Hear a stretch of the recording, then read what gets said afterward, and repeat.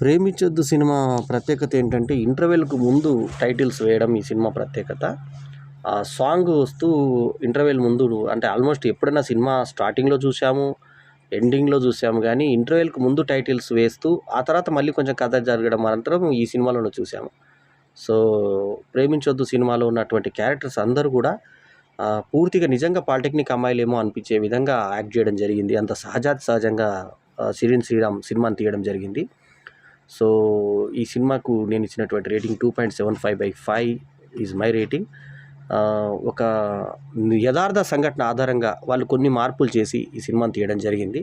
So, యూత్‌కి కనువిప్పు కలిగించే విధంగా ఒక అమ్మాయి తప్పుటడుగు వేసి ఇద్దరు అబ్బాయిల్ని మోసం చేసేటువంటి క్రమంలో ఏ రకంగా ఆమెపై ప్రతీకారం తీర్చుకున్నారన్నటువంటి సబ్జెక్ట్‌తో ఈ సినిమా రావడం జరిగింది. ఈ రివ్యూ గనుక నచ్చితే లైక్ చేయండి, కామెంట్ చేయండి.